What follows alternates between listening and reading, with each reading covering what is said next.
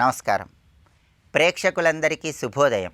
మార్గశిర మాసంలో శుక్లపక్షంలో వచ్చే షష్ఠి తిథిని సుబ్రహ్మణ్య షష్ఠి పర్వదినంగా జరుపుకోవటం అనాదిగా వస్తున్న సంప్రదాయం.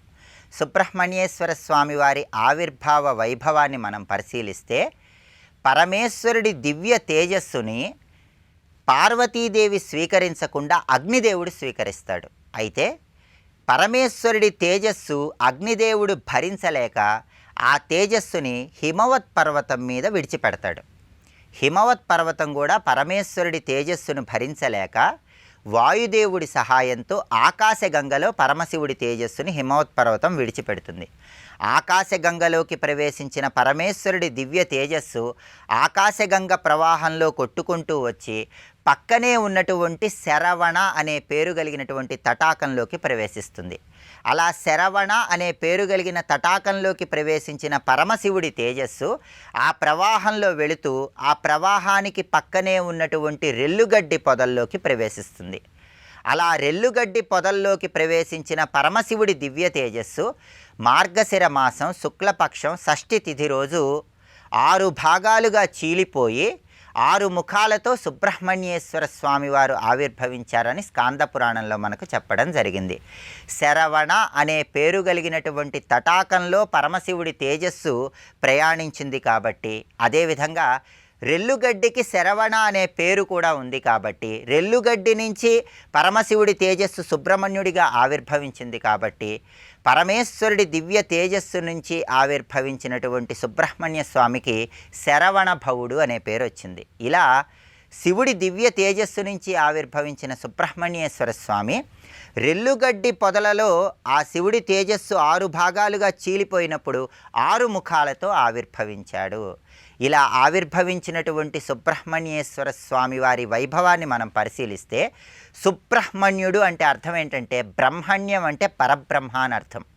సుబ్రహ్మణ్యం అంటే శుద్ధ పరబ్రహ్మ అని అర్థం. అంటే పరబ్రహ్మస్వరూపుడు, బ్రహ్మజ్ఞాని సుబ్రహ్మణ్యుడు అని అర్థం. అంటే సుబ్రహ్మణ్య స్వామిని పూజిస్తే ఆయన కుజుడికి అధిష్టాన దైవం కాబట్టి కుజదోషాలు తొలగిపోతాయని, అలాగే సుబ్రహ్మణ్యేశ్వర స్వామి వారి భౌతిక రూపం సర్పం కాబట్టి రాహు సర్పంతల, కేతు సర్పంతోక కాబట్టి రాహుకేతు దోషాలు తొలగిపోతాయని జ్యోతిష శాస్త్రపరంగా చెప్పినప్పటికీ ఆయన బ్రహ్మజ్ఞాని కాబట్టి ఆయన్ని పూజిస్తే ఆత్మ సాక్షాత్కారం కూడా కలుగుతుంది, మోక్షప్రాప్తిని సిద్ధింపజేసుకోవచ్చు. అంటే జాతక దోషాలు తొలగింపజేసుకోవటంతో పాటుగా పరబ్రహ్మస్వరూపమైన సుబ్రహ్మణ్యుణ్ణి ఓం సుబ్రహ్మణ్యాయ నమః అని మనం కీర్తించినట్లయితే బ్రహ్మజ్ఞానం తెలుసుకుంటూ ఆత్మజ్ఞానం వైపు అడుగులు వేయవచ్చు.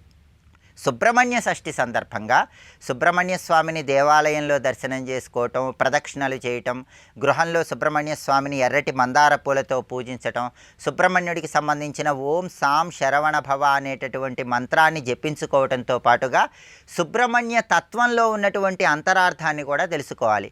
సుబ్రహ్మణ్యేశ్వర స్వామికి షట్కోణం అంటే ఎంతో ప్రీతిపాత్రం. షట్కోణం అంటే ఒక ఊర్ధ్వ త్రికోణం, ఒక అధో త్రికోణం కలిస్తే దాన్ని షట్కోణం అంటారు.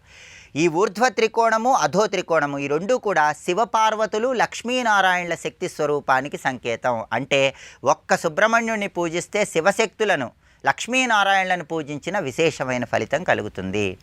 అలాగే శత్రుబాధలు ఉన్నవాళ్ళు ఓం స్కందాయ నమః అనే మంత్రాన్ని సుబ్రహ్మణ్య షష్ఠి సందర్భంగా వీలైనన్ని సార్లు పఠించాలి. ఎందుకంటే స్కందం అంటే చీలిపోవటం అనే అర్థం ఉంది. రెల్లుగడ్డి పొదల్లో పరమేశ్వరుడి తేజస్సు 6 భాగాలుగా చీలిపోయినప్పుడు 6 ముఖాలతో సుబ్రహ్మణ్య స్వామి అవతరించాడు కాబట్టి ఆయన స్కందుడు అనే పేరుతో పిలుస్తారు. కాబట్టి ఓం స్కందాయ నమః అనే మంత్రాన్ని పఠించడం ద్వారా శత్రు బాధలన్నీ తొలగింపజేసుకొని శత్రువులను కూడా మిత్రులుగా మార్చుకోవచ్చు. అలాగే ఆత్మవిశ్వాసాన్ని పెంపొందింపజేసుకోవాలంటే ఓం గుహాయ నమః అనే సుబ్రహ్మణ్య నామాన్ని వీలైనన్ని సార్లు పఠించాలి. వేదాంత పరంగా గుహ అంటే హృదయం. మన హృదయాంతరాలలో ఉండేటటువంటి చైతన్య శక్తి, మన ఆలోచనలకు, మన భావాలకు కారణం సుబ్రహ్మణ్యుడు కాబట్టి ఓం గుహాయ నమః అనే నామాన్ని జపించుకుంటూ సుబ్రహ్మణ్య స్వామిని దర్శనం చేసుకున్నట్లయితే మనోధైర్యాన్ని, ఆత్మస్థైర్యాన్ని పెంపొందింపజేసుకోవచ్చు. ఇలా సుబ్రహ్మణ్యుడిని పూజించడం, సుబ్రహ్మణ్య కరావలంబ స్తోత్రం కానీ, సుబ్రహ్మణ్య భుజంగ స్తోత్రం కానీ, సుబ్రహ్మణ్య అష్టకం కానీ దేవాలయంలో లేదా గృహంలో పఠించడం ద్వారా సుబ్రహ్మణ్యుడి సంపూర్ణమైన అనుగ్రహానికి పాత్రలై జాతక దోషాల తీవ్రతను తగ్గింపజేసుకోవడంతో పాటుగా ఆత్మజ్ఞానం వైపు కూడా అడుగులు వేయవచ్చు. రేపటి శుభయోగం శీర్షికన ఆదివారం సందర్భంగా సూర్యభగవానుడి అనుగ్రహాన్ని సిద్ధింపజేసుకోవటానికి ఆదిత్య హృదయ స్తోత్రాన్ని ఏ విధంగా పఠించాలో, ఆదిత్య హృదయ స్తోత్రంలో ఉన్నటువంటి అంతరార్థం ఏంటో పరిశీలిద్దాం. నమస్కారం.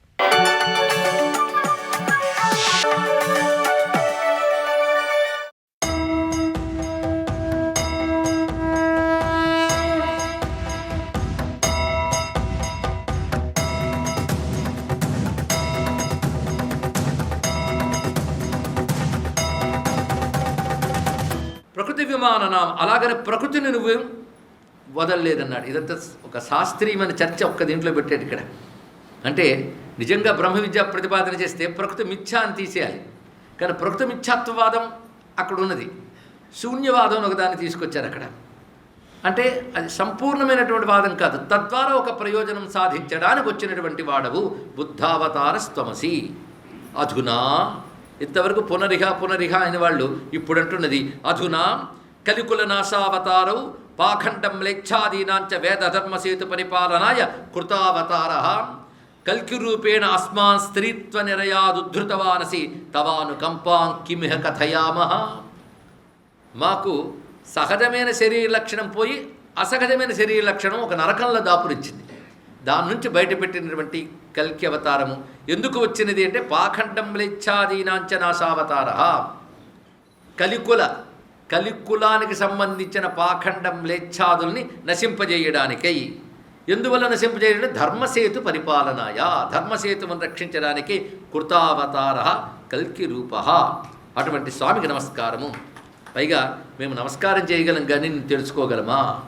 ఫతే బ్రహ్మాదీనామవిదిత విలాసావతరణం కొనక్కామా వామాకులిత మృగదుష్టార్థ మనసాం సుదుష్ప్రాప్యాం యుష్మచ్చరణ జలజాలోకనమిదం కృపాపారావార ప్రముదిత దృశాశ్వాసయ నిజాన్. అసలు ఇవాళ నిన్ను చూడగలిగామంటే మా గొప్పతనం ఏమీ లేదు సుమా. ఎందుకంటే బ్రహ్మాది దేవతలు కూడా నీ లీలల్ని తెలుసుకోలేరే. మేము ఎలాంటి వాళ్ళమంటే విషయ వాసనల చేత పీడింపబడుతున్నవారం. అలాంటి వారికి దొరకవు నువ్వు. ఇతరులకు నిన్ను నిరుగతరమా సతత సత్యవ్రతులు సంపూర్ణ మోహ విరహితుని రుంగుదురు నిన్ను ఇందిరారమణ. నారీ కటాక్షపటు నారాత భగిరైత సూరులెరుగుదురు నిన్ను చూచేటు చూపు అంటాడు హనుమాచార్యుల వారు. ఇక్కడ విషయాలకు లొంగిపోయేవాళ్ళు విష్ణువుని తెలుసుకోలేరు. ఈ సూత్రం ఎప్పుడు గుర్తుపెట్టుకుంటా. ఎప్పుడైతే విషయాల వైపు మనసు వెళ్ళిందో విష్ణువుకి చాలా దూరం అయిపోయామని గుర్తుపెట్టుకోవాలి. ఇక్కడ ఎవడు విషయాల్ని విడిచిపెట్టగలడో వాడు విష్ణువుని పట్టుకోగలడు. చీకటిని విడిచిపెట్టిన వాడే వెలుగుని పట్టుకోగలడు. అని చీకటి ఉంటుందండి, వెలుగు ఉంటుందంటే అది అజ్ఞానం ఉంటుందంటే, రెండూ కలిసి ఉండవు. కనుక విషయమా విష్ణువా తేల్చుకో. అందుకే మేమెక్కడమయ్యా వామాకులిత మృగతృష్ణార్థ మనసాం సుదుష్ప్రాప్యం. ఎండమావుల వంటి శ్రీధనాది విషయముల చేత ఆకర్షితులమైన మేమెక్కడా, నీ పాదపద్మములెక్కడా? అలాంటి నీ పాదపద్మములు కనబడ్డాయంటే మా అర్హత వల్ల కాదయ్యా, నీకేదో ఒక అవ్యాజమైన కృప మాపై కురిసింది కాబట్టి నిన్ను చూడగలిగాం. నీ కారుణ్యం చేత నీ పాదపద్మాన్ని దర్శించగలిగాం అని నమస్కారం చేస్తూ ఉంటగా మందహాసం చేశాడు. అంటే స్వామి ప్రసన్నుడుగా ఉన్నాడు, కాస్త తీరుకున్నట్టున్నాడు. ఇదని అడిగితే సందేహం తీరుస్తాడేమో. అసలు ఈ స్త్రీత్వము పుంస్త్వము అంటే ఆశ్చర్యంగా ఉంది. ఇవాళ నిన్నటి వరకు మేము స్త్రీలం, ఇప్పుడు పురుషులు. అంతకుముందు స్త్రీత్వం కాకముందు పురుషులు. ఈ జన్మలోనే రెండు పొందాం. అలాగే కొంతమంది గత జన్మలో పురుషులు, ఈ జన్మలో స్త్రీలు కావచ్చు. స్త్రీలే మళ్ళీ తర్వాత పురుషులు కావచ్చు. ఈ స్త్రీత్వ పుంస్త్వాలు ఎలా వస్తుంటాయి, ఈ జన్మలు ఎలా వస్తాయి, ఈ కర్మలు ఎలా వస్తాయి, ఇది తెలుసుకోవాలి ముందు అని అడిగారండి. ఇలా అడుగుతూ ఉంటే స్త్రీత్వం వా ప్యధవా పుంస్త్వం కస్య వా కేన వాకృతం జరా యవ్వన బాల్యాది సుఖదుఖాదికం చెయ్యత్. అదేవిధంగా పుట్టడం, పెరగడం, సుఖదుఖాలు ఇవన్నీ ఏ కారణం చేత వస్తాయంటావు? ఈ ఉపాధులు దేనివల్ల ప్రాప్తిస్తాయి? మనం అనుకుంటే వస్తాయా? పురుషుడిగా పుట్టాలని అనుకున్నామా? పుట్టాం. పుట్టి పురుషుడిగా అనుకుంటున్నాం. ఆ పురుషత్వం పోయిన స్త్రీత్వం రాగానే అయ్యో ఏదో పోయింది అనుకున్నాం. ఇక్కడ కొంతకాలం స్త్రీత్వం ఉంటే నిజమే స్త్రీ శరీరమేమో అనుకున్నాం. మళ్ళీ ఇక్కడ ఈ అలవాటు ఉపాధితో మనకు అయిపోతుంది. ఇవి ఎలా వస్తున్నాయంటావు? దేనివల్ల అంటావు? కస్మాత్ కుతోవా కస్మిన్ వా కిమేతదితి వా విభో. ఏ కారణం వల్ల కలుగుతున్నది? దేనియం దితి కలుగుతున్నది? దేని చేత కలుగుతున్నది? ఏమిటిది? ఈ ప్రశ్నలు ఎన్ని ఉన్నాయో చూడండి. కేన అని ప్రశ్నతో వచ్చిన ఉపనిషత్ ప్రశ్నలాగే ఉంది. ఇంత ఇలా మాట్లాడుతుంటే నవ్వుతున్నాడు కానీ సమాధానం చెప్పలేదు. ఈ లోపల ఒక ముని వచ్చంట. అతని పేరు అనంతుడు. సో ప్యనంతో మునివర తీర్థపాదో బృహద్వ్రత. అతడు సామాన్యుడు కాడు, ఎప్పుడూ తీర్థములు ఎందే తిరిగేవాడు. తీర్థపాదుడు అనేవాడు చాలా విశేషం. ఎవరు పాదములు పెట్టినంత మాత్రమే చోటు తీర్థమవుతుందో వాడు తీర్థపాదుడు. ఎవడి పాదం నిరంతరం తీర్థమయందు సంచరిస్తుంటాయో వాడు తీర్థపాదుడు. రెండుని ఇక్కడ రెండు విధాలు గొప్పవాడు. వ్రతధారి, బృహద్వ్రత, మామూలు వాడు కాడు. తిన్నగా వచ్చి కల్కి పాదాలకు నమస్కారం చేసి పరవశుడై ఆనంద పరవశుడై స్తుతిస్తున్నాడు. ఆయన మందహాసం చేసి కల్కి అంటున్నాడు అనంతుడితో, నాయన బాగున్నావా అని. ఇంకే నిన్ను దర్శించాక ప్రశ్న ఉంటుందా? ఎన్ని పుణ్య విశేషముల చేతో నేను చూడగలిగాను, కేవలం నేను అనుగ్రహం చేత మాత్రం నేను చూడగలిగాను అంటే అసలు నువ్వేది చూడాలో అన్నీ చూసావు, అన్నీ తెలుసుకున్నావు. ఒక్కడి బాగా గుర్తుపెట్టుకో, కర్మను అనుసరించి భాగ్యం ఉంటుంది సుమా. ఇది తెలుసుకో. కృతం దృష్టం త్వయా సర్వం జ్ఞాతం యాహ్యనివర్తకం అదృష్టం అకృతం చేతి శ్రుత్వా దుష్టమనాముని. వీళ్ళు ప్రశ్న వేయడం ఏంటి, ఆయన సమాధానం చెప్పకపోవడం ఏంటి, ఈ లోపల ముని రావడం ఏమిటి, ఆ ముని ఈయన మాట్లాడుకోవడం ఏంటి చూస్తూ ఆశ్చర్యపోతున్నారు రాజులందరూ కూడా. ఎందుకంటే మా ప్రశ్నగానే ఉంది, మధ్యలో ఎవడో వచ్చాడు, వీళ్ళిద్దరు కూర్చొని కబుర్లు ఆడుకుంటున్నారు. పైగా ఆయన నేను ఆడిన మాటలు ఏమిటి, కృతం దృష్టం త్వయా సర్వం, నీ చేత చూడవలసిందంతా చూడబడింది. పైగా సర్వం జ్ఞాతం అపి, నీకు సర్వం తెలిసిపోయింది. కాబట్టి నీకు తెలిసిన ప్రకారంగా భాగ్యము కర్మాయత్తము. భాగ్యము అంటే అదృష్టం. మన వ్యవహారం అంటాం, దేనిగా అదృష్టం ఉండాలంటే అదృష్టం ఎవడిస్తాడు, ఇది చెప్పాలి. అదృష్టం ఎవడిస్తాడు? ఇదివరకు నువ్వు చేసిన కర్మ యొక్క ఫలమే అదృష్టము అంటే అర్థము. దృష్టము కానిది అదృష్టము, కనబడదు. ఇవాళ సుఖపడుతున్నాం దేనివల్ల? ఇదివరకు చేసిన కర్మ యొక్క ఫలం. అంటే కర్మ పని పూర్తయిపోయింది, అది ఫల రూపంలో నీకు ఎప్పుడు సంక్రమించాలో ఇప్పుడు వచ్చింది. అది ఎలా వచ్చింది నీకు తెలియదు, నీకు కనబడలేదు. అందుకే భాగ్యం, దిష్టం, భాగధేయం, అదృష్టం అనే శబ్దములు సామాన్యములు. అంటే ఇవన్నీ ఒకటే భావాన్ని చెప్తాయి. భాగ్యము, దిష్టము, అదృష్టము, భాగధేయము, ఇవన్నీ భాగ్యం అనే మాట. మన అన్నిటికీ భాగ్యం భాగ్యం అంటాం. భాగ్యాలు రెండు రకాలు, సౌభాగ్యం, దౌర్భాగ్యం, రెండు భాగ్యాలే. నారాయణాయ కృష్ణాయ గోవిందాయ నమో నమః.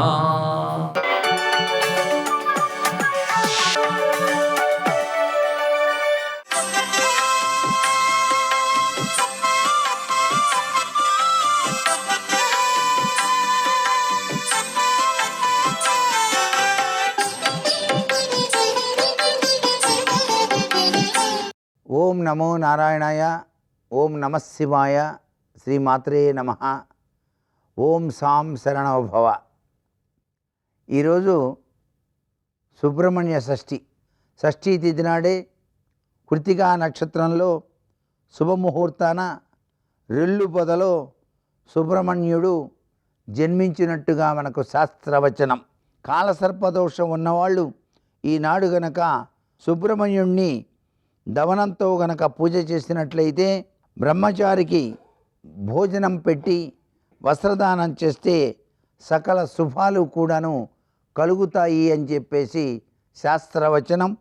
కుజదోషం ఉన్నవారు, దశ అంతర్దశలు నడుస్తున్నవారు ఈనాడు సుబ్రహ్మణ్యేశ్వర స్వామిని ఆరాధన చేయాలన్నమాట. ఈ విధంగా చేస్తే సకల విధాల శుభం కలుగుతుంది. వివాహం అయిన వారు కూడాను దంపతుల సమేతంగా ఈ యొక్క పూజను ఆచరించడం వల్ల సర్వత్రా సర్ప దోషాలన్నీ కూడాను తొలగించబడతాయి. అంతేకాకుండా ఈ ఏడాది కుజస్తంభన ఎక్కువగా ఉన్నది కాబట్టి ఆ దోషభూయిష్టమైన ప్రభావం కూడాను తొలగించడానికి సుబ్రహ్మణ్య షష్ఠి నాడు పుట్టలో పాలు పోయటం, ప్రత్యేకవంతమైనటువంటి పూజలు సుబ్రహ్మణ్యేశ్వర స్వామికి ఆచరించటం సర్వ విధాల శ్రేయోదాయకవంతమైన ప్రభావాన్ని కలిగింపజేస్తుంది. కుజ దోషము ఉన్నవాళ్ళు కూడాను ఆచరించవలసినటువంటి విధి విధానంగా మనం గ్రహించాలి. సుబ్రహ్మణ్యేశ్వర స్వామికి ప్రత్యేక అభిషేకార్చనలు కూడాను మనం నిర్వహించవచ్చు. సుబ్రహ్మణ్యేశ్వర స్వామి వారి యొక్క దేవాలయ ప్రాంగణంలో ఉన్న ఆ యొక్క ధ్వజస్తంభానికి వెనుక భాగంలో తొట్టిలో గనక సోలెడు గిద్దెడు ఉప్పును గనక, కల్లుప్పును గనక పోసినట్లయితే వివిధ రకాలైనటువంటి సమస్యల నుంచి మానవుడు బయటపడతాడని కూడా శాస్త్రం. అంత గొప్ప విశేషకరమైన ప్రభావం ఉంది. సర్వే జనా సుఖినో భవంతు.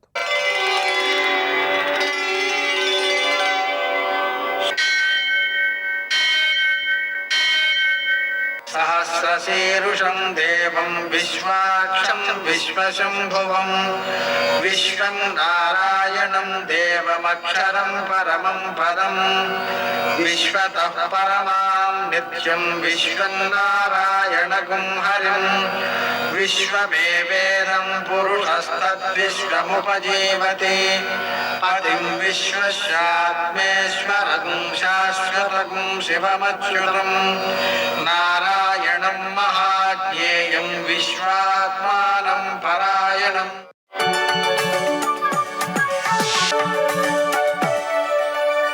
सूर्यशौर्यमथेन्दुरिन्द्रपदवी सन्मङ्गलं मङ्गलम्. పద్మావతి ప్రణయలాలిత ముగ్ధదేహ శ్రీ వెంకటేశ రుణమోచనమస్తు మహ్యం. నేటి కాలమాన విశేషాలను గమనిద్దాం. స్వస్తి శ్రీ చాంద్రమాన క్రోధినామ సంవత్సరం దక్షిణాయనం హేమంత ఋతువు మార్గశిర మాసం శుక్లపక్షం శనివారం. సూర్యోదయం 6:37 సూర్యాస్తమయం 5:38 తిథి షష్ఠి ఉదయం 11:03 వరకు. నక్షత్రం ధనిష్ట సాయంకాలం 4:47 వరకు. వర్జం రాత్రి 11:45 నుంచి 1:18 వరకు. దుర్ముహూర్తం ఉదయం 6:37 నుంచి 8:05 వరకు. అమృతకాలం శేషంగా మిగిలింది ఉదయం 8:09 వరకు. నేటి రాహుకాలం శనివారం కాబట్టి ఉదయం 9 నుంచి 10:30 వరకు. అష్టక వర్గ రీత్యా శుభప్రదమైన సమయం ఉదయం 8 గంటలకి. నేటి విశేషం శనివారం. శనివారం రోజున మనం విష్ణుమూర్తికి పూజ చేయడం చాలా మంచిది. వెంకటేశ్వర స్వామికి పూజ చేయడం మంచిది. వెంకటేశ్వర దీపారాధన చేయడం మంచిది. హనుమంతునికి ఆకు పూజ లేక సింధూరు పూజ చేసి 21 అప్పాలు నివేదన చేసి 21 ప్రదక్షిణాలు చేసి 11 సార్లు కానీ 108 సార్లు కానీ హనుమాన్ చాలీసా పారాయణ చేయడం వల్ల గ్రహదోషాలన్నీ పోతాయి. అలాగని శివునకు 1 కేజీ పావు నువ్వుల నూనెతో అభిషేకం చేసి ఆ నూనెలో పసుపు కలిపి ఆవులకు రాయడం, 1/2 కేజీ నల్ల నువ్వులతో శివునికి పూజ చేసేవి వాటిని బెల్లం కలిపి ఆహారంగా ఆవులకు అందించటం మొదలైనవన్నీ కూడా శనిగ్రహ దోషంతో పాటు గోచార శని దోషంతో పాటు అష్టమ శని, అర్ధాష్టమ శని, ఏలినాటి శని మొదలైనవన్నీ కూడా దోషాలు తొలగిపోతాయి. ఈరోజు మరో విశేషం. సుబ్రహ్మణ్య షష్ఠిగా నిన్నటి రోజున ఉపవాసం ఉండడం, ఈ రోజున పారణ చేసి ఉత్సవాదులు చేయడం, సుబ్రహ్మణ్య కళ్యాణం చేయడం మొదలైనటువంటి వాటికి చాలా మంచిది. అలాగే ఈరోజు మహాషష్ఠి. ఈ సందర్భంగా రగ్గులు మొదలైనటువంటి వాటిని దానం చేసినట్లయితే శీతఘ్న దానములు అంటారు వాటిని. అంటే చలిని తొలగించే వస్తువుల యొక్క దానం. విశేషమైన సత్ఫలితం చెప్పారు, స్వర్గం చెప్పారు, మోక్షం చెప్పారు, పాపాలన్నీ పోతాయని చెప్పారు. అలాగే ఈరోజు మిత్ర సప్తమి అనేటువంటి విశేషమైన రోజు ఉంది.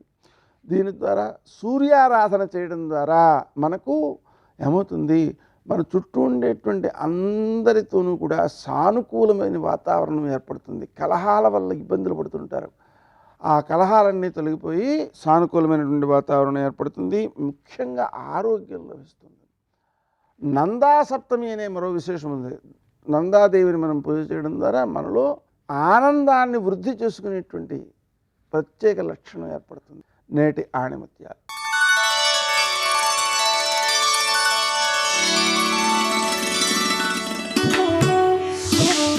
మన మీద మనకు ఉండే నమ్మకం శత్రువును కూడా భయపెడుతుంది. మన మీద మనకు అపనమ్మకం శత్రువు బలాన్ని పెంచుతుంది.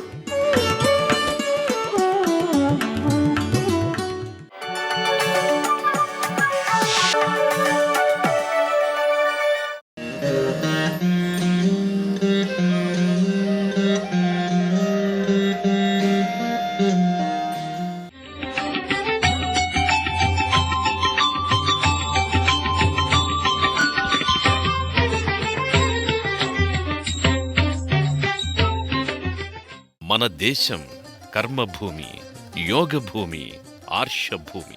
అంతేకాదు నాగభూమిగా కూడా ప్రఖ్యాతిగాంచింది. నాగుల్ని ఆరాధించడం, సస్యరక్షణాధిపతిగా, కుజగ్రహ దోష నివారకునిగా, సంతాన ఫలప్రదాయకునిగా, నాగాధినేత అయిన సుబ్రహ్మణ్య స్వామి ఆరాధనకు మన దేశంలో ఎంతో ప్రాధాన్యత ఉంది. కర్ణాటక రాష్ట్రంలోని బెంగళూరుకు సమీపంలో ఉన్న దొడ్డబళ్ళాపూర్లో నెలకొన్న ఘాటి సుబ్రహ్మణ్య స్వామి దేవాలయం. ధీరం వీరం మహాబాహుం సేనానిం దేవపూజితం సుబ్రహ్మణ్యమహం వందే సర్వలోక సేవితం. పర్వత ప్రాంతాల్లో ఉన్న సుబ్రహ్మణ్య సన్నిధానాలకి ఎంతో ప్రాముఖ్యత ఉంది. పూర్తిగా తూర్పు కనుమలలో విస్తరించి ఉన్న ఈ ఆలయంలో సుబ్రహ్మణ్య స్వామి సప్తశీర్ష నాగేంద్రుడిగా గోచరమవడం విశేషం. సేనాన్యం తారకఘ్నం గురుమచలమతిం కార్తికేయ షడాననం సుబ్రహ్మణ్య మయూర ధ్వజరథ సహితం దేవదేవం నమామ్యహం. గర్భాలయంలో సుబ్రహ్మణ్య స్వామి సహజ సిద్ధమైన తన రూపానికి మూలమైన సర్పాకృతిలో నానా అలంకార విభూషితంగా గోచరమవుతాడు. అందమైన హృద్యమైన పుష్పాలంకరణ సమన్వితంగా గర్భాలయంలో సుబ్రహ్మణ్య స్వామి సర్పరూపంగా భాసిల్లుతాడు. మకరతోరణ సమన్వితంగా అలరారే ఈ విగ్రహాకృతికి ఎంతో ప్రత్యేకత ఉంది. సర్పరూప సుబ్రహ్మణ్య స్వామి క్షిప్రప్రసాది, అంటే భక్తులు ప్రార్థించిన వెంటనే ఫలసిద్ధి అందిస్తాడు. సుబ్రహ్మణ్య స్వామి తారకాసుర సంహారం కోసం, శక్తియుక్తుల కోసం ఇక్కడ సర్పరూపంలో తపస్సు చేశాడని ప్రతీతి. స్వామి సర్పరూపానికి యోగశాస్త్ర పరంగా ఎంతో ఖ్యాతి ఉంది. మూలాధారంలో నిద్రాణంగా ఉన్న కుండలిని శక్తి మేలుకొని మణిపూరక, స్వాధిష్టాన, అనాహత, విశుద్ధి, అజ్ఞాచక్రాలు దాటి సహస్రారం వరకు వ్యాపించింది. మూలాధారంలో నిద్రాణంగా ఉన్న కుండలిని శక్తి సహస్రారం చేరడం అంటే బ్రహ్మజ్ఞానం సాధించడమే. సర్పరూపంలో వ్యాపించి ఉన్న ఈ రూపమే సుబ్రహ్మణ్య స్వరూపం. అందుకే సర్పానికి సుబ్రహ్మణ్యుడు అనే నామాంతరం ఏర్పడింది. ఈ సుబ్రహ్మణ్య స్వరూపానికి మరోవైపు నృసింహాకృతి ఉంటుంది. ప్రధానంగా గోచరమయ్యే సుబ్రహ్మణ్య స్వరూపానికి వెనుక వైపున ఉన్న దర్పణంలో నృసింహాకృతి దర్శనమిస్తుంది. ఈ నృసింహుని అనుగ్రహం కోసమే సుబ్రహ్మణ్యుడు ఈ గిరిసీమల్లో తపస్సు చేశాడు అంటారు. నృసింహానుగ్రహంతో తారకాసుర సంహారానికి తగిన శక్తియుక్తుల్ని పొందడానికి కార్తికేయుడు ఇక్కడ తపోదీక్ష చేశాడనేది స్థల పురాణ గాథ. ఘాటి సుబ్రహ్మణ్య స్వామి ఆలయాన్ని ఎన్నో రాజవంశాలు అభివృద్ధి చేశాయి. ఘటం అంటే కుండ. సుబ్రహ్మణ్యుడు ఓ కుండలో నెలకొని విష్ణు రూపమైన నృసింహుణ్ణి ప్రార్థించిన స్థలమిది. అందుకే ఘాటి సుబ్రహ్మణ్య స్వామిగా ఈ క్షేత్రంలో ఉన్న మూలమూర్తిని వ్యవహరిస్తారు. 600 సంవత్సరాల క్రితం గోర్పడే వంశీకులైన శాందూర్ సామ్రాజ్య పాలకులు ఈ ఆలయాన్ని నిర్మింపజేశారు. గోర్పడే మహారాజుకు స్వప్న వృత్తాంతం ద్వారా సుబ్రహ్మణ్యుడు తన ఉనికిని తెలియజేశాడు అనేది స్థల పురాణ గాథ. శివ తేజస్సుతో కుమారస్వామి ఆవిర్భవించాడు.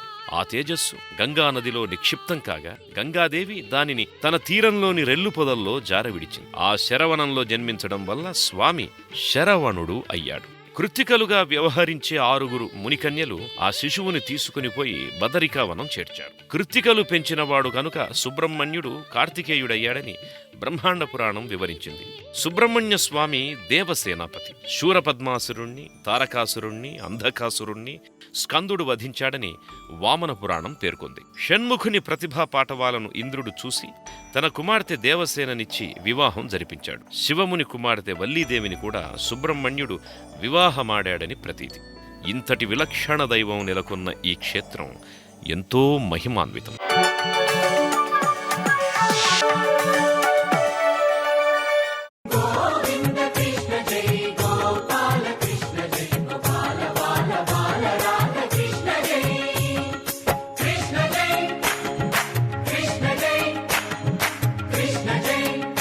బాలకృష్ణ జై. కొన్ని కోట్ల జన్మల యొక్క సుకృతం ఉంటే తప్ప నైమిషారణ్యంలోకి ప్రవేశించి వారు తిరుగాడిన భూమిలో తాను కూడా తిరుగాడలేడు అని. బాహ్యములో సౌందర్యాన్ని చూస్తే ఇక్కడ హంసలు తిరుగాడుతుంటాయి. హంసలంటే పక్షులు కాదు కాదు. ఇక్కడ ఉండేటటువంటి పెద్ద పెద్ద కొండ చర్యలలో, పర్వత గుహలలో హంసలు నివాసం చేస్తూ ఉంటారు. హంసలు అంటే వివేకంతో ఉంటారు. ఏది సత్యము, ఏది అసత్యము, ఏది సారము, ఏది అసారము అన్నదానిని గుర్తించి జగత్తుని బ్రహ్మాన్ని విడదీసి జగత్తుని విడిచిపెట్టి నిరంతరము బ్రహ్మమును ఉపాసన చేస్తుంటారు.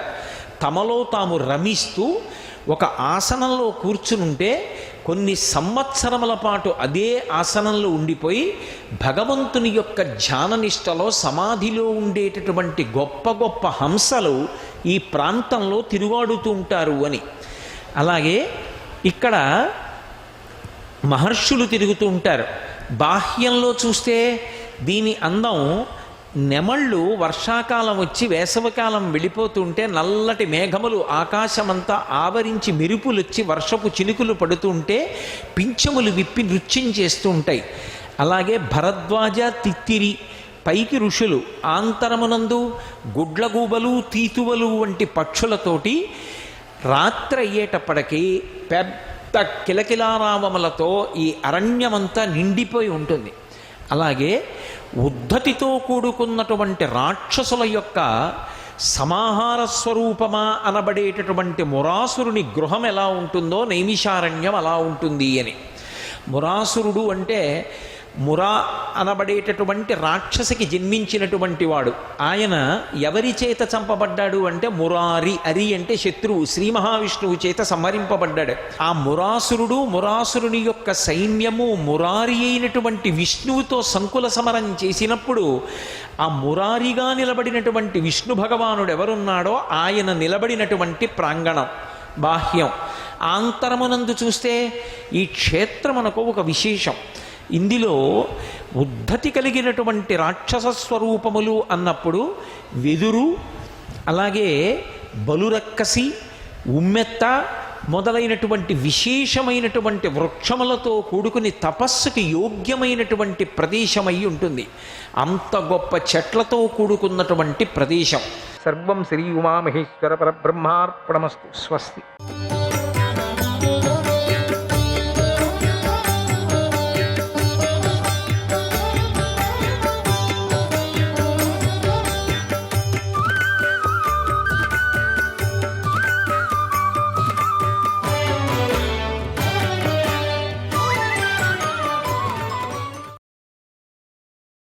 ఆ మూలభూతమైన అమృతమే ఆ తమస్సుతో కూడి సర్వనామ రూపాత్మకమైన ప్రపంచాన్ని ప్రకటన చేస్తుంది. అది విరాట్ శరీరాన్ని ఆశ్రయించి ఉంటుంది. దానినే అనిరుద్ధుడు అన్నారు. దానినే ప్రధానం అని కూడా అంటారు. అదే త్రిగుణమయమైనటువంటి అవ్యక్తమని తెలుసుకోవాలి. ఆ స్థితిలో విద్యాశక్తితో కూడిన శ్రీహరి యోగ నిద్రను ఆశ్రయించి జలంలోని శయనించాడు. అప్పుడు నానా గుణాలతో ఉత్పన్నమయ్యే జగత్తు యొక్క అద్భుత సృష్టిని గూర్చి ఆలోచించాడు. అలా ఆలోచిస్తున్న ఆయనకు స్వగుణమైనటువంటి మహత్తత్వం గుర్తుకొచ్చింది. దాని నుంచి అహంకారం వ్యక్తమైంది. ఆ అహంకారమే చతుర్ముఖ బ్రహ్మ. ఆయన సర్వలోక పితామహుడు, హిరణ్య గర్భుడు అనే పేరుతో ప్రసిద్ధుడయ్యాడు. అలా అనిరుద్ధుడి అహంకారం నుండి బ్రహ్మాండంలోని కమండలాలలో బ్రహ్మ ఆవిర్భవించాడు. అహంకారం అంటే మనం చెప్పుకునే అహంకారాలు ఉన్నాయి, అవి కాదు. నాదే అనుకోవద్దండి మీరు. అమ్మో మన అహంకారంలో బ్రహ్మ ఉన్నాడే అనుకోకండి. ఆయన సహస్రదళ కమలంలో ఉండి అటు ఇటు చూశాడు. ఆయనకు సమస్త జగత్తు జలమే కనిపించింది. అప్పుడు బ్రహ్మ సత్వగుణంలో ఉండి ప్రాణులను సృష్టించాడు.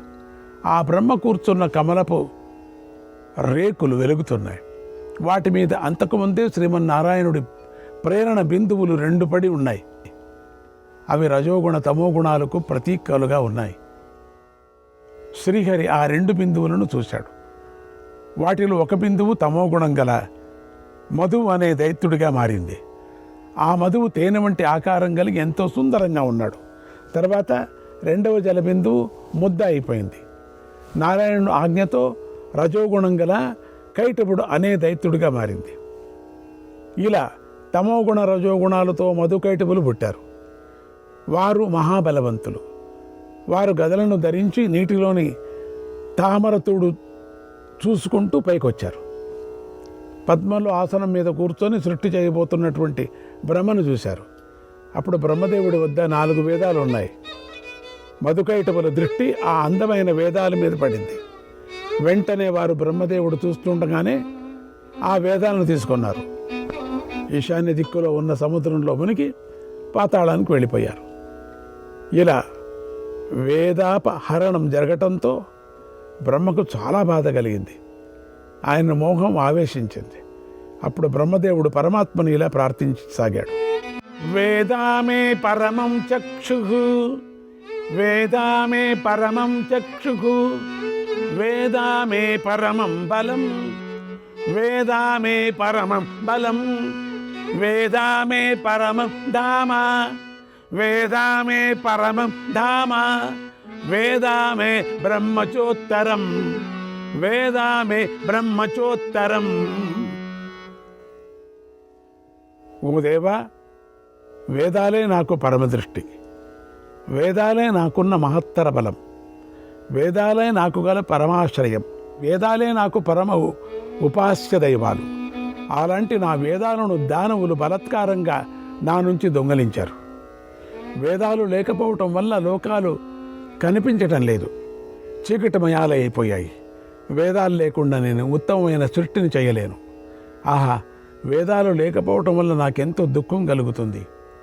దీనివల్ల నా మనస్సుకు ఎంతో బాధ కలుగుతుంది. దుఃఖ సముద్రంలో మునిగిన నన్ను ఇప్పుడు ఎవరు ఉద్ధరిస్తారు? వేదాలను ఎవరు తీసుకొని వస్తారు? నాకిప్పుడు సహాయం చేసే ఆప్తులు ఎవరున్నారు అని ప్రార్థించాడు. అప్పుడు ఆ బ్రహ్మదేవుడి మనస్సులో శ్రీహరిని స్తుతించాలనేటువంటి కోరిక కలిగింది. బ్రహ్మదేవుడు చేతులు జోడించి శ్రీ మహావిష్ణువుని ఇలా స్తుతిస్తున్నాడు. ఓం నమస్తే బ్రహ్మహృదయ, నమస్తే బ్రహ్మహృదయ, నమస్తే మమ పూర్వజ, లోకాద్య భువనశ్రేష్ఠ, లోకాద్య భువనశ్రేష్ఠ, సాంఖ్యయోగ నిధే ప్రభు, సాంఖ్యయోగ నిధే ప్రభు. ఓ దేవా, వేదాలు నీ హృదయం, నీకు నమస్కారం. నాకు పూర్వం జన్మించిన దేవా, నీకు ప్రణామం. జగత్తుకు ఆది కారణమైన వాడ, భువనశ్రేష్ఠ, సాంఖ్యయోగనిధి ప్రభు, నీకు నమస్కారం. ఇలా బ్రహ్మదేవుడు స్తుతిస్తుండగా సర్వతోముఖుడైనటువంటి పరమాత్మ నిద్రను విడిచిపెట్టాడు. వేదాలను తీసుకొని రావాలని సిద్ధమయ్యాడు. ఆయన తన ఐశ్వర్య యోగంతో ద్వితీయ జన్మను ధరించాడు. అది చంద్రుడిలాగా కాంతిమంతంగా ఉంది. ఆ రూపానికి అందమైన సుందర నాసిక ఉంది. ఆయన శరీరం ఎంతో అందంగా ఉంది. ఆయన గుర్రపు మెడ వంటి మెడ ముఖం కలిగి ఉన్నాడు. ఆ పవిత్ర ముఖం సమస్త వేద నిలయమై ఉంది. తారలు, నక్షత్రాలు గల స్వర్గలోకం ఆయనకు శిరస్సు అయింది. ఆయన పొడవాటి వెంట్రుకలు సూర్యకిరణాలతో సమానంగా ఉన్నాయి. ఆకాశ పాతాళాలు ఆయనకు చెవులుగా ఉన్నాయి. భూతాలను దర్శిస్తున్న భూమి ఆయనకు నుదురుగా ఉంది. గంగా సరస్వతులు ఆయన పిరుదులు అయ్యాయి. చంద్ర సూర్యులు ఆయనకు కన్నులయ్యారు. ముక్కు సంధ్య, ఓంకార అలంకారం, విద్యుత్తు మెరుపు, నాలుక అయ్యాయి. సోమపానం చేసే పితృదేవతలు ఆయనకు దంతాలు అయ్యారు. గోలోక బ్రహ్మలోకాలు ఆ మహాత్ముడికి 2 పెదవులు అయ్యాయి. తమోమయమైన కాళరాత్రి ఆయనకు మెడ అయింది. ఇలా అనేక మూర్తుల కలయికతో శ్రీ మహావిష్ణువు హయగ్రీవ అవతారాన్ని ధరించాడు. తర్వాత ఆయన అంతర్ధానమై రసాతలానికి వెళ్ళాడు. అక్కడ పరమయోగాన్ని ఆశ్రయించి శిక్ష నియమానుసారంగా ఉదాత్తాది స్వరాలతో ఉచ్చైస్వరంతో సామవేదగానం చేశాడు. నాద స్వరాలతో విశిష్టంగాను చక్కగాను మధురంగాను ఉన్న ఆ సామగాన ధ్వని రసాతలంలో అంతటా వ్యాపించింది. అది సమస్త ప్రాణులకు మంచి గుణాలను ప్రసాదించేదయ్యింది. అప్పుడు అసురులు ఆ ధ్వనిని విని వేదాన్ని కాలపాశంతో బంధించి రసాతలంలో పడివేశారు. వేగంగా ఆ శబ్దం వచ్చిన వైపుకు పరుగుపెట్టారు. ఇంతలో హయగ్రీవ స్వామి రసాతలంలో ఉన్నటువంటి వేదాలను అన్నిటినీ తీసుకొని వచ్చి బ్రహ్మదేవుడికి ఇచ్చారు. సముద్రంలోని ఈశాన్య భాగంలో వేదాలకు ఆశ్రయమైన హయగ్రీవ స్వరూపాన్ని స్థాపించాడు. మళ్ళీ తన మొదటి రూపాన్ని ధరించాడు. అప్పటి నుంచి హయగ్రీవ స్వామి అక్కడే ఉన్నాడు. తర్వాత మధుకైటపులిద్దరూ తాము దాచిన చోటులో వేదాలను వెతికారు. అవి కనిపించకపోవడంతో ఎంతో కలవరపాటు చెందారు. ఎంతో వేగంగా రసాతలం నుంచి పైకి వచ్చి చూశారు. అప్పుడు వారికి పురుషోత్తముడు కనిపించాడు. అప్పుడు ఆయన చంద్రునిలాగా స్వచ్ఛమైన కాంతితో తెల్లని రంగుతో వెలిగిపోతున్నాడు. ఆయన అనిరుద్ధ రూపాన్ని దర్శించి ఉన్నాడు, యోగ నిద్రలో ఉన్నాడు. అప్పుడు భగవంతుడు నీటిపైన ఆదిశేషుడు శరీరంతో నిర్మించబడింది, ఆయన ఆకారానికి తగినది, జ్వాలామాలికలతో చుట్టుముట్టుబడినది ఆయన శయ్య మీద పడుకొని ఉన్నాడు. సత్వగుణంతో కూడి అందమైన కాంతితో శోభిస్తున్నాడు. ఆ భగవంతుడిని దానవులు చూసి అట్టహాసం చేశారు. వారు రజోగుణ తమోగుణాలు కలవారు. నిద్రపోతున్న ఆ వ్యక్తే రసాతల నుంచి వేదాలను తీసుకొని వచ్చి ఉంటాడు. ఇది నిజం. కనుక ఈయన ఎవరి పుత్రుడై ఉంటాడు? ఈయనెవరు? శేషశయ్య మీద ఎందుకు నిద్రపోతున్నాడు అని వారిలో వారు ప్రశ్నించుకుంటూ భగవంతుడిని మేలుకొలిపారు. పురుషోత్తముడు పైకి లేచి వారు యుద్ధం చేయాలని కోరికతో ఉన్నారని తెలుసుకున్నాడు. వారిని చూసి యుద్ధం చేయాలని నిశ్చయించుకున్నాడు. అప్పుడు ఆ రాక్షసులకు శ్రీమన్నారాయణునికి మధ్య యుద్ధం మొదలైంది. మధుసూదనుడు చక్రాన్ని ప్రయోగించాడు. రజోగుణ తమోగుణాలతో కూడిన మధుకైటపులను వధించాడు. బ్రహ్మదేవుడి గౌరవాన్ని కాపాడాలని ఆయన అలా వారిని సంహరించాడు. భగవంతుడు ఇలా వేదాలను తీసుకొని వచ్చి ఆ రాక్షసులను వధించి బ్రహ్మదేవుడి దుఃఖాన్ని పోగొట్టాడు. అప్పుడు వేద ప్రదానంతో బ్రహ్మదేవుడు గౌరవించబడ్డాడు, భగవంతుడి చేత రక్షించబడ్డాడు. తర్వాత సమస్త స్థావర జంగమాలతో కూడిన అన్ని లోకాలను నిర్మించాడు.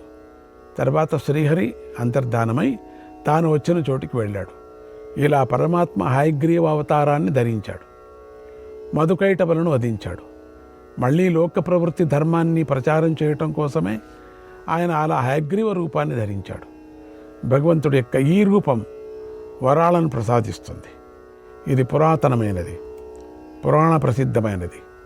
ప్రతిరోజు దీనిని స్మరించిన ద్విజుడు వేదాధ్యయనం ఎప్పుడూ నిష్ఫలం కాదు. పూర్వం పాంచాల దేశీయుడైన గాలవముని శివుడు ఉపదేశించిన విధంగా నడుచుకొని ఉగ్రమైన తపస్సు చేశాడు. హయగ్రీవ స్వామిని ఆరాధించాడు. వేద విభాగ క్రమాన్ని పొందాడు. రాజా, ఇది నువ్వు అడిగిన హయగ్రీవ అవతార కథ.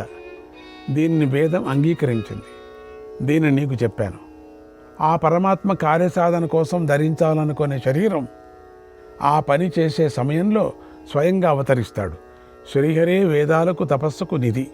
శ్రీహరియే యోగము, సాంఖ్య, బ్రహ్మ, ఉత్తమ హవిస్సు, విభువు అయి ఉన్నాడు. నారాయణ పర వేదాగ, నారాయణ పర వేదాగ, యజ్ఞానారాయణాత్మక, తపో నారాయణ పరం, తపో నారాయణ పరం, నారాయణ పరాగతి, నారాయణ పరాగతి. వేద పర్యవసానం, ముగింపు శ్రీమన్నారాయణలోనే ఉంది. యజ్ఞం కూడా నారాయణ స్వరూపమే అయి ఉంది. తపస్సుకు పరమఫలం నారాయణుడే అయి ఉన్నాడు. నారాయణుని పొందటమే సర్వోత్తమ గతి అయి ఉంది. నారాయణ పరం సత్యం ఋతం నారాయణాత్మకం, నారాయణ పరం సత్యం ఋతం నారాయణాత్మకం, నారాయణ పరో ధర్మగ పునరావృత్తి దుర్లభగ, నారాయణ పరో ధర్మగ పునరావృత్తి దుర్లభగ. సత్యానికి పరమఫలం నారాయణుడు. ఋతం నారాయణ స్వరూపమే అయి ఉంది. పునర్జన్మ లేకుండా చేసే నివృత్తి ధర్మానికి కూడా చరమలక్ష్యం కూడా శ్రీమన్నారాయణుడే అయి ఉన్నాడు. ప్రవృత్తి లక్షణమైన ధర్మం కూడా నారాయణ స్వరూపమే అయి ఉంది. భూమి యొక్క గుణమైన గంధం నారాయణుడే, జలగుణమైన రసం నారాయణుడే, తేజస్సుకు గల రూపం నారాయణుడే, వాయుగుణమైన స్పర్శ నారాయణుడే, ఆకాశం యొక్క గుణమైన శబ్దం నారాయణుడే. అలాగే అవ్యక్త గుణ లక్షణమైన మనస్సు, కాలము, నక్షత్ర మండలానికి నారాయణుడే ఆధారం. కీర్తి, శ్రీ, లక్ష్మి మొదలైన దేవతలు పరమాధారంగా భావిస్తారు.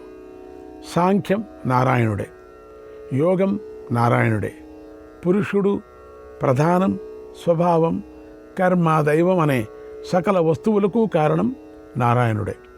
అధిష్టానం, కర్త, భిన్న భిన్న కారణాలు, నానా విధాలైన ప్రత్యేకమైన కర్మలు, ఐదవదైన దైవం అనేటువంటి ఈ 5 కారణాల రూపంలో నారాయణుడే అంతటా విరాజిల్లుతున్నాడు. సర్వవ్యాపకాలైనటువంటి హేతువులతో తత్వాన్ని తెలుసుకోవాలనే కోరిక మహాయోగి అయినటువంటి శ్రీమన్నారాయణుడే తెలుసుకోవలసిన తత్వం అయి ఉన్నాడు. నారాయణుడు బ్రహ్మాది దేవతలు, సమస్త లోకాలు, మహాత్ములైన ఋషులు, సాంఖ్యావేత్తలు, యోగులు, ఆత్మజ్ఞానులైన యతులు మనస్సులోని విషయాలను తెలుసుకోగలడు. కానీ వారు ఆయన మనస్సులో ఏముందో తెలుసుకోలేరు. సమస్త ప్రపంచంలో దేవతలను ఉద్దేశించి, యజ్ఞాలను, పితరులను ఉద్దేశించి శ్రాద్ధాలను, దానాలను చేసేవారు, మహత్తరమైన తపస్సు చేసేవారు మొదలైన వీరికి అందరికీ నారాయణుడే ఆశ్రయం. ఆయన తన ఐశ్వర్య యోగంతో ఉంటాడు. సర్వప్రాణులకు నివాస స్థానంగా ఉన్నాడు. కనుక ఆయనను వాసుదేవుడు అంటారు. ఈ పరమహర్షి అయిన నారాయణుడు నిత్యుడు, మహదైశ్వర్యం గలవాడు, నిర్గుణుడు. కాలం, ఋతువుల యొక్క గుణాలతో కూడి ఉన్నట్లుగా ఆయన కూడా ఆయా సమయాలను బట్టి గుణాలను గ్రహిస్తాడు, వాటితో కలిసి ఉంటాడు. ఆ మహాత్ముని ఎవరూ కూడా తెలుసుకోలేరు ఆ గతిని. ఆయన రాక కూడా ఇక్కడికి వారికి ఎవరికీ తెలియదు. జ్ఞానస్వరూపులైన మహర్షులే నిత్యుడు, అంతర్యామి, అనంతగుణ సంపన్నుడు అయినటువంటి ఆ పరమాత్మ యొక్క సాక్షాత్కారాన్ని పొందుతారు అన్నాడు వైశంపాయన మహర్షి. శ్రీకృష్ణాయ పరమాత్మనే నమః. 348వ అధ్యాయం. జనమేజయుడు వైశంపాయన మహర్షిని ఇలా అడుగుతున్నాడు: ఓ మహాత్మా, భగవంతుడు అనన్య భావంతో సేవించే భక్తులను సంతోషపెడతాడు. వారి పూజలను స్వయంగా స్వీకరిస్తాడు. ఇదెంతో ఆనందాన్ని కలిగిస్తుంది. నువ్వు నాకు లోకంలో సర్వవాసనలు దగ్ధం చేసేది, పుణ్యపాపరహితులకు లభించేది అయినటువంటి గతిని గురించి చెప్పావు. భగవంతుని అనన్య భక్తులైన సజ్జనుడు అనిరుద్ధ, ప్రద్యుమ్న, సంకర్షణలను ఆశ్రయించకుండా వాసుదేవుణ్ణే 4వ గతినే ఆశ్రయిస్తారు. భగవంతుడి పరమపదాన్ని పొందుతారు. ఏకాంత భక్తితో భగవంతుడి సేవించడం అనే శ్రేష్ఠ ధర్మం నారాయణుడికి ఎంతో ప్రియాన్ని కలిగిస్తుంది. దీన్ని ఆశ్రయించే భక్తులు పైన చెప్పిన 3 గతులను దాటుతారు. సరాసరి 4వ గతిని పొంది శాశ్వతుడైన శ్రీహరిని పొందుతారు. ఉపనిషత్తులతో కూడిన సంపూర్ణ వేదాలను ఆశ్రయించి వాటిని సంపూర్ణంగా అధ్యయనం చేసిన వారికన్నా సన్యాసాశ్రమాన్ని ఆశ్రయించి ఆ ధర్మాలను పాటించే వారికన్నా భగవంతుడు ఏకాంత భక్తులే ఉత్తమ గతిని పొందుతారు. ఓ మహాత్మా, భక్తి అనే ధర్మాన్ని ఏ దేవతలు, ఏ మహర్షులు ఉపదేశించారు? అనన్య భక్తుల జీవన విధానం ఎలా ఉంటుంది? అది ఎప్పటి నుంచి ప్రచారమైంది? నా ఈ సంశయాన్ని నివారించండి. ఈ విషయాన్ని వినాలని నా మనసులో ఎంతో ఆసక్తి కలుగుతుందని అడిగాడు. వైశంపాయనుడు ఇలా చెప్తున్నాడు: రాజా, కౌరవ పాండవ సేనలు యుద్ధం చేయాలని సిద్ధపడుతున్న సమయంలో అర్జునుడు యుద్ధం చేయటానికి ఇష్టపడలేదు. అప్పుడు భగవంతుడు స్వయంగా గీతలో దీనిని చెప్పాడు. ఇంతకుముందు నీకు గతి, అగతుల స్వరూపం చెప్పాను. ఈ ధర్మం అతి రహస్యమైనది. మనోజయం లేని వారికి ఇది చాలా కష్టం. ఈ ధర్మం సామవేద సమానమైనది. పూర్వకాలంలో కృతయుగం నుంచి ఇది వ్యాపించబడింది. ఈ ధర్మాన్ని జగదీశ్వరుడైనటువంటి శ్రీమన్నారాయణుడు ఆచరించాడు. ధర్మరాజు ఋషుల మధ్యలో ఉన్నటువంటి నారద మహర్షిని ఈ విషయాన్ని అడిగాడు. ఆ సమయంలో శ్రీకృష్ణ, భీష్ములు దీనిని విన్నారు. ఓ రాజా, అప్పుడు నారద మహర్షి చెప్పిన దానినే ఇప్పుడు నేను చెబుతున్నాను విను. సృష్టి ప్రారంభంలో శ్రీమన్నారాయణుడి ముఖం నుండి బ్రహ్మదేవుడు జన్మించాడు. ఆయనకు నారాయణుడే స్వయంగా దీన్ని ఉపదేశించాడు. నారాయణుడు ఆ ధర్మంతోనే దేవతలను, పితృదేవతలను పూజించాడు. శ్రీకృష్ణాయ పరమాత్మనే నమః.